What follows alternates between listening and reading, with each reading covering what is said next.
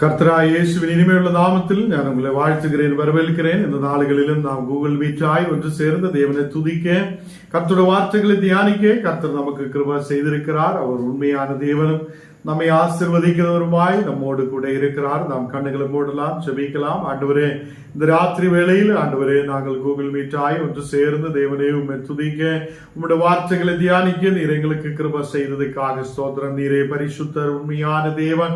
நீர் எங்களை ஆசீர்வதிக்கிறவராய் நம்மோடு கூட இருக்கிறதுக்காக ஸ்தோத்திரம். இந்த ராத்திரி வேளையில் எங்களை முற்றிலும் தாழ்த்துகிறேன், அர்ப்பணிக்கிறேன். தேவனே, நீர் எங்களோடு கூட பேசுத தேவனாய், எங்களை வழி நடத்துதவராய் கூட இருக்கிறதுக்காக ஸ்தோத்திரம். இன்னைக்கு கடந்து வந்திருக்கிற ஒரு மக்கள் மேல் உமது பிரசன்னம் ஊற்றப்படுவதற்காக ஸ்தோத்திரம். இந்த மக்கள் ஆசீர்வாதத்தோட, விடுதலோட, சௌக்கியத்தோட தேசத்திலாய் இருக்க நீர் கிருபை செய்ததற்காக ஸ்தோத்திரம். இந்த நேரத்திலும் கூட உமது பிரசன்னம் இம்மக்கள் மேல் ஊற்றப்படுவதற்காக ஸ்தோத்திரம். தேவனே, நாங்கள் விசுவாசத்தோட, நம்பிக்கையோட இந்த நேரத்தில் கடந்து வந்திருக்கிறேன். நீர் எங்களை ஆசீர்வதித்து பலப்படுத்துவதற்காக ஸ்தோத்திரம். நீரே பரிசுத்தராய், நீரே உண்மையுள்ளவராய் எங்களோடு கூட இருக்குதற்காக ஸ்தோத்திரம். ஆண்டவரே, இன்னைக்கு கடந்து வந்திருக்கிற ஒவ்வொரு மக்களையும் நீர் ஆசீர்வதித்து பலப்படுத்தி வழி நடத்துவதற்காக ஸ்தோத்திரம். இந்த நேரத்தில் யூடியூபிலோட, பேஸ்புக்கிலோட, கர்த்தரே கூகுள் மீட்டிலோட யாரெல்லாம் இந்த வசனங்கள் கேட்குதோ அந்த மக்கள் மேல் ஒரு மன திரும்பல் உண்டாகப்பட, ஆசீர்வாதம் உண்டாகப்பட, விடுதல் உண்டாகப்பட நீர் கிருபை செய்ததற்காக ஸ்தோத்திரம். எங்களை முற்றிலும் தாழ்த்துகிறேன், அர்ப்பணிக்கிறேன். இயேசுவின் நாமத்தில் தன பிதாவே, ஆமேன், ஆமேன். கர்த்தர் நம்மை ஆசீர்வதித்து வழி நடத்துவார். கொஞ்ச நேரம் முன்னாடி ஹிந்தியில ஜெபம் நடத்திட்டு இருந்திருக்கிறார். ஆண்டவர் நம்மை ஆசீர்வதித்து வழி நடத்துவார். இன்னைக்கு கடந்து வந்திருக்கிற உங்களை யாவரையும் தேவன் ஆசீர்வதித்து வழி நடத்துவார். எபேசியர் 1 அதிகாரம் അതിന്റെ 15 വസനം നാം വാസിക്കല. എഫേസ്യർ 1 அதிகாரம் അതിന്റെ 15 വസനം. ஆனபடியினாலே கர்த்தராகிய இயேசுவின் மேலுள்ள உங்கள் விசுவாசத்தையும் பரிசுத்தவான்கள் எல்லார் மேலும் உள்ள உங்கள் அன்பையும் குறித்து நான் கேள்விப்பட்டேன். இங்கே அப்போஸ்தலனாகிய பவுல் சொல்லுகிறார், எபேசியர் சபை கிட்ட சொல்லுகிறார், உங்களுடைய அன்பே, நீங்கள் வைத்திருக்கிற அன்பும் அது நீங்கள் வைத்திருக்கிற விசுவாசத்தையும் குறித்து நான் கேள்விப்பட்டிருக்கிறார். அது இங்கே கர்த்தராகிய இயேசு கிறிஸ்துவின் மேல் உள்ள விசுவாசம், எபேசிய சபைக்கு இருக்கிற விசுவாசத்தையும் பரிசுத்தவான்கள் எல்லார் மேலுள்ள உங்களுடைய அன்பையும் குறித்து நான் கேள்விப்பட்டிருக்கிறார் என்று சொல்லி அதை எபேசிய சபைக்கு நிருபத்தை எழுதப்படுகிறார். கர்த்தர் பிள்ளைகளே, நீங்களும் விசுவாசத்தில் இருக்கும் போது நாம் பரிசுத்தவான்களோடு கூட ஐக்கியப்படுவோம். அதை அவங்களோடு கூட அன்பு செலுத்தவும், விசுவாசத்தோட அவங்களுக்காக ஜெபிக்கவும், அதே மாதிரி அந்த பரிசுத்தவான்களும் உங்களுக்காக ஜெபிக்கிற மக்களாக இருக்கவும் அது இந்த வசனங்களிலூட நமக்கு கிடைக்கப்படுகிறார்.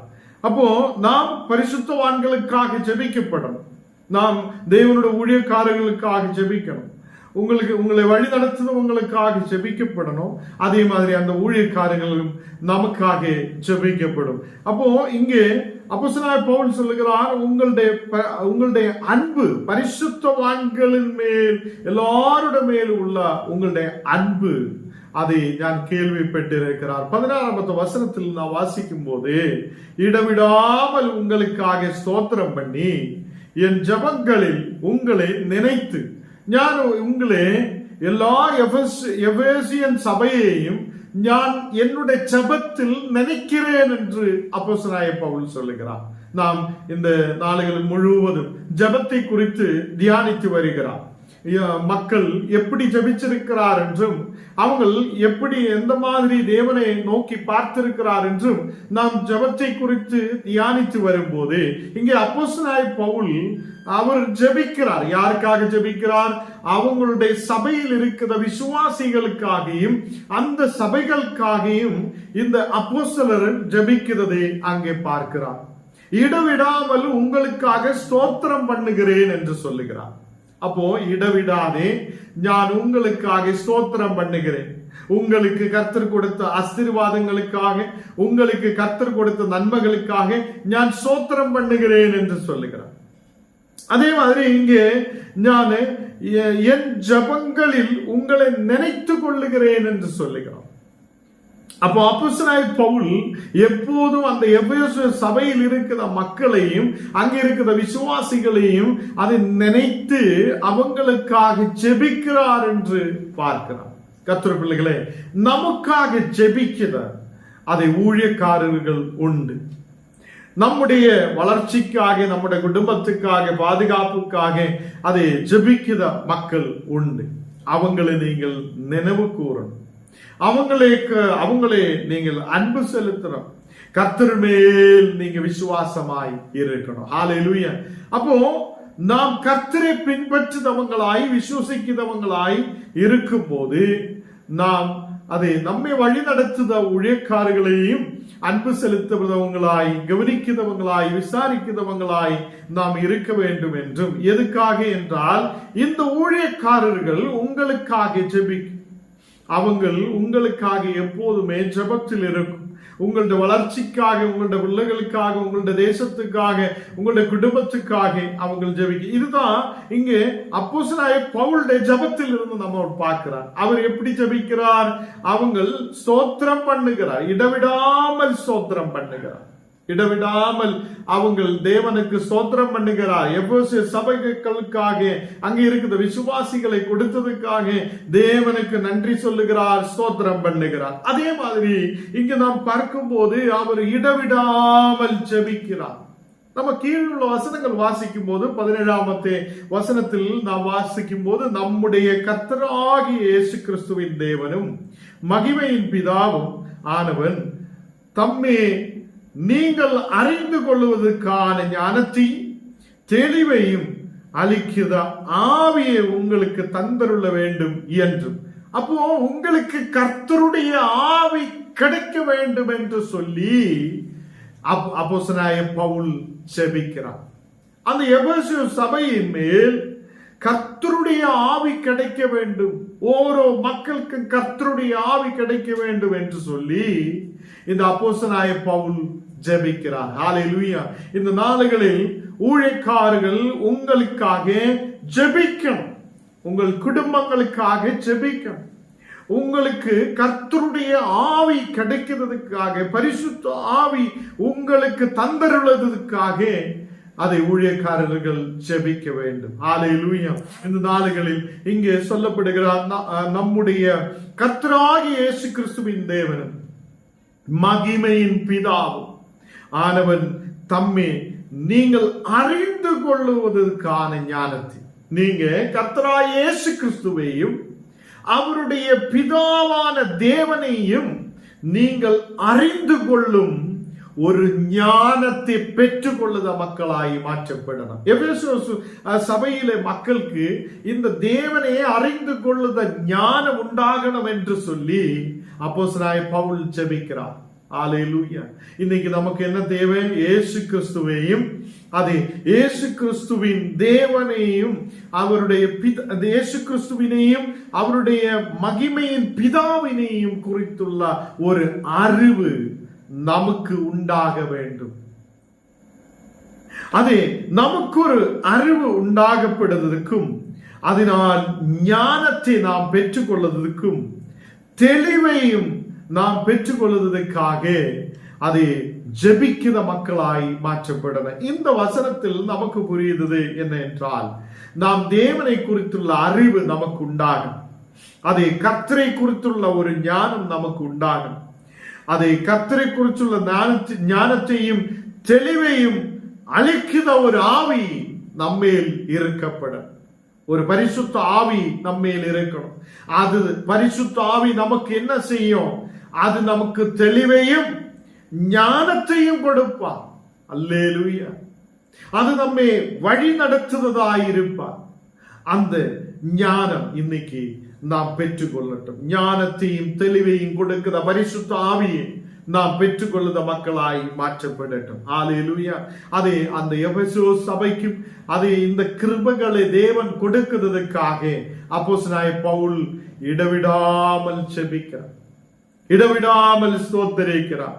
அதே மாதிரி 18ஆம் வசனம் வாசிக்கும் போது, நம்மை அழைத்ததினாலே நமக்கு உண்டாயிருக்கிற நம்பிக்கை இன்னதென்றும் பரிசுத்தவான்களின் இடத்தில் தமக்கு உண்டாயிருக்கிற சுவாதந்திரத்தினுடைய மகிமையின் ஐஸ்வர்யம் இன்னதென்றும், அது அங்கே நமக்கு பரிசுத்தவான்களுடைய இடத்தில் நமக்கு ஒரு சுவாதந்திரத்தின் மகிமையின் ஐஸ்வர்யத்தை கர்த்தர் நமக்கு கொடுத்திருக்கிறார். அல்லேலூயா. இன்னைக்கு நாம் ஜெபிக்கும் போது, இன்னிலிருந்து ஜெபிக்கும் போது, ஆண்டவரே சுவாதந்திரத்தின் மகிமையின் ஐஸ்வர்யத்தை எனக்கு கொடுங்க ஆண்டவரே, ஒரு நல்ல ஞானத்தையும் தெளிவையும் கொடுக்கிற பரிசுத்த ஆவியை எனக்கு கொடுங்க என்று சொல்லி நாம் ஜெபிக்கிற பிள்ளைகளாய் மாற்றப்பட. அல்லேலூயா. இங்கே வசனத்தில் நாம் பார்க்கும் போது அது ஒரு நம்மை அளித்ததினாலே நம்மை அவர் அழைத்திருக்கிறார், நம்மை அவர் கூப்பிட்டிருக்கிறார், நம்மை அவர் தேவனுடைய பிள்ளைகளாய் மாற்றப்பட அவர் நம்மை அழைத்திருக்கும் போது நமக்கு உண்டாயிருக்கிற நம்பிக்கை இன்னதென்றும் பரிசுத்தவான்களிடத்தில் தமக்கு உண்டாயிருக்கிற சுவாதந்திரத்தினுடைய மகிமையின் ஐஸ்வர்யம் இன்னதென்றும் தம் கிறிஸ்துவே மரித்தோரிலிருந்து எழும்பி அவரிடத்தில் நடப்பித்தார் தமது பலத்தை சத்துவத்தின் வல்லமையின் படியே விசுவசிக்கிறவர்களாகிய நம்மிடத்திலே காண்பிக்கவும். அப்போ தேவன் இயேசு கிறிஸ்துவை மரித்தோரிலிருந்து எழுப்பி இருக்கிறார். அவருடைய பலத்தின் சத்துவத்தை நாம் அறிய வேண்டும். அவருடைய வல்லமையை பற்றியுள்ள வல்லமையின் அதை விசுவசிக்கிறவர்களாகிய நம்மிடத்தில் காண்பிக்கிறதுக்காக. அப்போ நமக்கு ஒரு வல்லமை, கர்த்தருடைய வல்லமையும் அவருடைய அது பலனும் நமக்கு தேவையாய் இருக்கிறது. கர்த்தருடைய பிள்ளைகளே, இந்த நாடுகளில் இந்த எபேசு சபைக்கு கர்த்தருடைய ஞானமும் கர்த்தருடைய தெளிவும் தேவன் அவருக்கு கொடுக்கிறதுக்காக அப்போஸ்தலனாகிய பவுல் ஜெபிக்கிறார். அதே மாதிரி மரித்தோரிலிருந்து கிறிஸ்துவை எழுப்பிய தேவன் அதை அவருடைய அதே பலத்தின் சத்துவத்தையும் வல்லமையையும் விசுவசிக்கிற நமக்கும் அவர் கொடுக்கிற காண்பிக்கிறவராயிருக்கிறார். தம்முடைய வல்லமையின் மகா மேன்மையான மகத்துவம் இன்னதென்றும் நீங்கள் அறியும்படிக்கு அவர் உங்களுக்கு பிரகாசம் உள்ள மன கண்களை கொடுக்க வேண்டும் என்று வேண்டிக் கொள்கிறேன் என்று அப்போஸ்தலனாகிய பவுல் ஜெபிக்கிறார். உங்களுக்கு ஒரு நல்ல பிரகாசம் உள்ள மன கண்களை கொடுக்கிறதுக்காக நான் வேண்டிக் கொள்கிறேன் என்று எபேசு சபைக்கு அவர் வேண்டிக் கொள்ளுவதை நமக்கு இங்கே பார்க்கிறார். இன்னைக்கு நாம் விசுவசிக்கிற பிள்ளைகளாய் இருக்கும் போது, இயேசுவை ஏற்றுக்கொண்ட பிள்ளைகளாய் இருக்கும் போது, நாம் ஜெபிக்கும் போது நம்ம ஜெபத்தில் ஆண்டவரே எனக்கு பிரகாசமுள்ள மன கண்களை கொடுக்க வேண்டும் என்று ஜெபிக்க. ஆண்டவரே எனக்கும் ஒரு நல்ல பிரகாசம் உள்ள மனக்கண்களை கொடுக்கும். நம்ம யாராவது சொல்லுமா எனக்கு பார்வை இல்லாத கண்ணை கொடு என்று யாராவது சொல்லுமா? நமக்கு இருக்கிற 2 கண்ணும் நல்ல பார்வையாகணும் என்று தான் நாம் நினைக்கும். நமக்கு ஏதாவது கம்மி இருக்குதுன்னா நம்ம போய் கிளாஸ் வைக்க, லென்ஸ் வைக்க, எதுவானாலும் நம்ம செய்யும். எதுக்குன்னா நமக்கு நல்ல பிரகாசம் உள்ள நல்ல கண்ணு இருக்கணும். அப்பதான் நமக்கு இந்த உலகத்தில் பார்க்க முடியும். இதே மாதிரி ஆவிக்குரிய நிலையில் நமக்கு பிரகாசம் உள்ள மனக்கண்கள் நமக்கு தேவையாயிருக்குது. அந்த பிரகாசம் உள்ள மனக்கண்கள் எங்களுக்கு தாரும் ஆண்டவரே என்று நாம் இந்த நாளுகளில் ஜெபிக்க வேண்டும். ஹல்லேலூயா. கர்த்தருடைய பிள்ளைகளே, இந்த பிரகாசமுள்ள இந்த மனக்கண்கள் நமக்கு எதுக்கென்றால் அவருடைய வல்லமையையும் அவருடைய பலத்தின் சத்துவத்தையும் நமக்கு காண்பிக்கும் போது அது நம்ம பார்க்கிற பிள்ளைகளாய் மாற்றப்பட. ஹல்லேலூயா. இன்னைக்கு என்ன கேட்கிற கர்த்தருடைய பிள்ளைகளே, அவர் நமக்கு அவருடைய பலத்தின், அப்போ இயேசு கிறிஸ்துவே உயிர்ப்பித்த தேவன், இயேசு கிறிஸ்துவே மரித்தோரிலிருந்து எழுப்பின அதே பலத்தையும் வல்லமையையும் அதே பலத்தின் சத்துவத்தையும் நமக்கு காண்பிக்கும் போது அதை பார்க்கிறதுக்கான ஒரு பிரகாசமுள்ள மனக்கண்கள் நமக்கு தேவையாய் இருக்கிறது. ஹல்லேலூயா. இன்னையிலிருந்து ஜெபிக்கும் போது, நீங்க எல்லாரும் ஜெபிக்கும் போது, காரை கொடுங்க, வீடு கொடுங்க, எனக்கு அது கொடுங்க, இது கொடுங்க, செருப்பு கொடுங்க, எனக்கு மாலை கொடுங்க, கம்மல் கொடுங்க ஜெபிக்காத. நாம் இன்னைக்கு ஜெபிக்கும் போது, ஆண்டவரே உம்முடைய பிரகாசமுள்ள மனக்கண்களே எங்களுக்கு தாரும் என்று ஜெபிக்கட்டும். ஹல்லேலூயா. இந்த ஊழியக்கார், அது அப்போஸ்தலனாகிய பவுல் அப்போஸ்தலர் அன்னைக்கு எபேசு சபையுடைய மக்களுக்கு இந்த பிரகாசமுள்ள மனக்கண்கள் அவங்களுக்கு கொடுக்க வேண்டும் என்று ஆண்டவரிடம் அவங்க வேண்டிக் கொள்ளுகிறார். 20வது வசனம் வாசிக்கும் போது, எல்லா துறைத்தனங்களுக்கும் அதிகாரங்களுக்கும் வல்லமைக்கும் கர்த்தத்துவத்துக்கும் உண்மையின் மாத்திரம் அல்ல, இம்மையில் மாத்திரமல்ல மறுமையிலும் அது பேர் பெற்றிருக்கும் எல்லா நாமத்துக்கும் மேலாய் அவர் உயர்ந்திருக்கத்தக்கதாக என்று சொல்லப்படுகிறார். அதை இங்கே சொல்லுகிறார், எல்லா துறைத்தனங்களுக்கும் அதிகாரங்களுக்கும் வல்லமைக்கு கர்த்தத்துவத்துக்கும் இமையில் மாத்திரமல்ல மறுமையிலும் பேர் பெற்றிருக்கும் எல்லா நாமத்துக்கும் மேலாய் அவர் உயர்ந்திருக்கிறது. இப்போ நம்ம இமையிலும் மறுமையிலும், அதே வானத்திலும் பூமியிலும் சகல இடத்திலும் அவருடைய நாமம் உயர்ந்திருக்கிறது. ஹல்லேலூயா.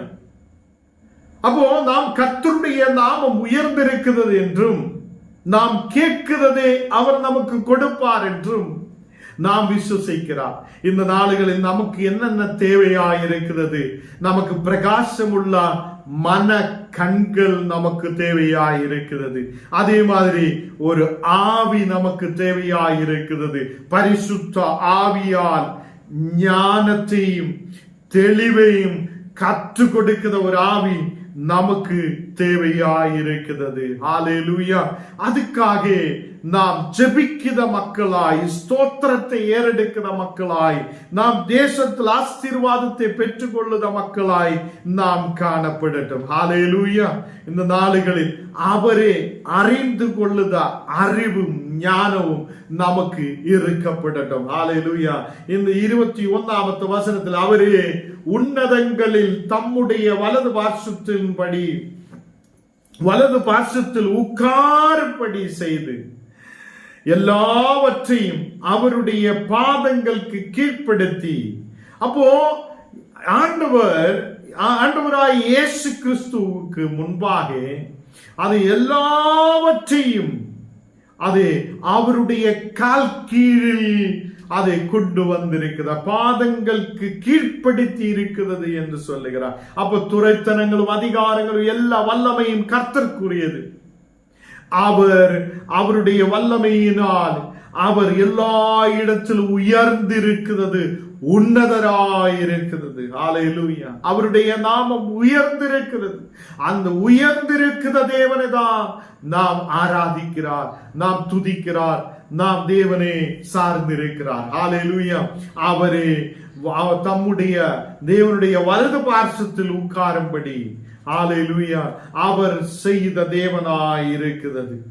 எல்லா வல்லமையும் அவருக்குரியது, எல்லா மகிமையும் அவருக்குரியதாய் இருக்கிறது. ஹல்லேலூயா. இன்னைக்கு என்ன கேட்கிற கர்த்தருடைய பிள்ளைகளே, அப்போஸ்தலனாகிய பவுல் இங்கே ஜெபிக்கிறது, அங்கே உள்ள எல்லா மக்களுக்காக ஜெபிக்கிறார். எபேசுவில மக்களுக்காக ஜெபிக்கிறார். ஏதோ இந்த உலகத்தில் ஏதோ பொருள்கள் கொடுங்க, அது கொடுங்க, இது கொடுங்க என்று ஜெபிச்சது இல்லை. அங்கே அந்த மக்களுடைய ஆவிக்குரிய ஆசீர்வாதங்களுக்காக, ஆவிக்குரிய வளர்ச்சிக்காக இந்த அப்போஸ்தலனாகிய பவுல் இந்த எபேசு சபைக்காக அங்கே ஜெபிக்கிறார். ஹல்லேலூயா. அப்போ அவர் சொல்லுகிறார், இடவிடாமல் நான் உங்களுக்காக ஸ்தோத்திரம் பண்ணுகிறேன், இடவிடாத நான் உங்களுக்காக ஜெபிக்கிறேன், என்னுடைய ஜெபங்களில் எல்லாம் உங்களை நினைவு கூறுகிறேன் என்று சொல்லுகிறார். தேவ பிள்ளைகளே, இந்த நாளுகளில் அவர் எதுக்காக இந்த ஜெபத்தை ஏறெடுத்திருக்கிறார் என்று ஒன்னொன்றான் நாம் கேட்டிருக்கிறார். நம்முடைய ஜெபங்களில் இன்னையிலிருந்து ஆண்டவரே உம்முடைய ஆவியால் என்று நிரப்புங்க. எதுக்காக அந்த ஆவி தேவை? பரிசுத்த ஆவி நம்மை ஞானத்தையும் அது தெளிவையும் நமக்கு கொடுப்பார். ஹல்லேலூயா. இந்த உலகத்தில் நாம் வாழும் போது நமக்கு அதை தெளிவையும் அதை ஞானத்தையும் கொடுப்பார். இரண்டாவதாக அங்கு நமக்கு பார்க்க முடிகிறது, அது நாம் சுதந்திரத்தினுடைய மகிமையின் ஐஸ்வர்யத்தை நாம் பெற்றுக்கொள்ளுத மக்களாயிருப்பார். மூணாவதாக நாம் பார்த்திருக்கிறார், நமக்கு பிரகாசமுள்ள நல்ல பிரகாசமுள்ள அது மன கண்கள் நமக்கு தேவையாயிருக்கிறது. நம்முடைய ஜபங்களிலும் 3 காரியங்களையும் வைத்து நாம் ஜெபிக்க ஆரம்பிக்கட்டும். தேவனுடைய ஆசீர்வாதத்தையும் தேவனுடைய மகிமையையும் நீங்க பார்ப்பார்கள்.